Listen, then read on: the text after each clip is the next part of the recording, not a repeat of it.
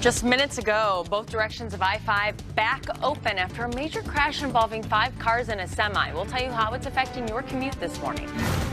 We are starting off the month with a bit of rain passing through. MJ tracking when you will need to grab that rain jacket this week. Also, bittersweet victory in Arizona. Hear from the players as they push through to the end, even after 2 season-ending injuries.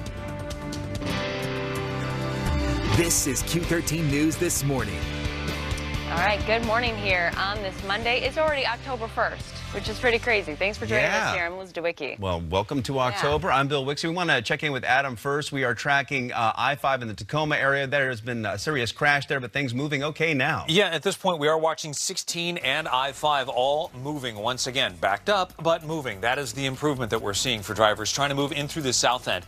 However, let's be quick to talk a little bit about some of these backups that we are wrestling with, because there may be some faster ways to deal with I-5 rather than trying to wade through this whole scene. For example, rather than wading through I-5, you could get off at 38th or 56th or 72nd, get over to State Route 7, Pack Avenue, and then back onto I-5. That might treat you just a little bit faster.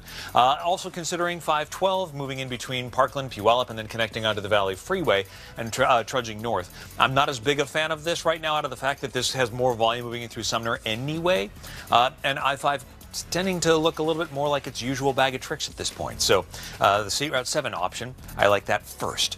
Otherwise, I'd say maybe even just stick with I-5 at this point. I have a feeling this will kind of get back into its normal swing of things fairly quickly.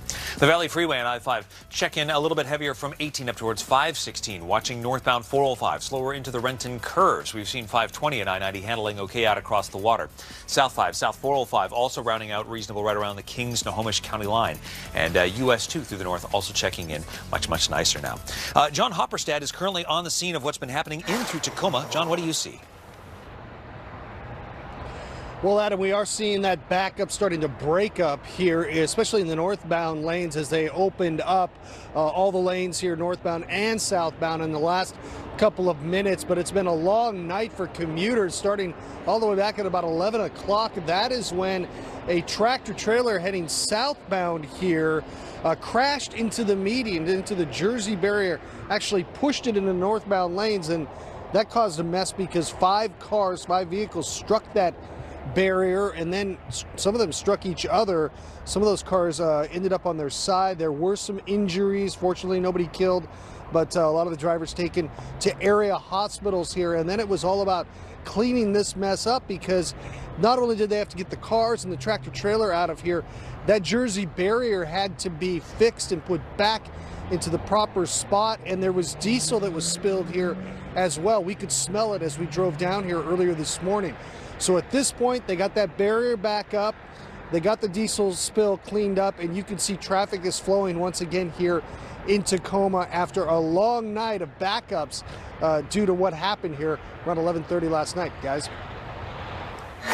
All right, John, let's check in with MJ right now. Some details on our forecast. And we just have a few showers in the weather department, nothing like that. 60 in Seattle right now. So let me say that again, 60. It is mild as you step outside. Our normal low is 49. We're just not warming up a whole heck of a lot from this point forward.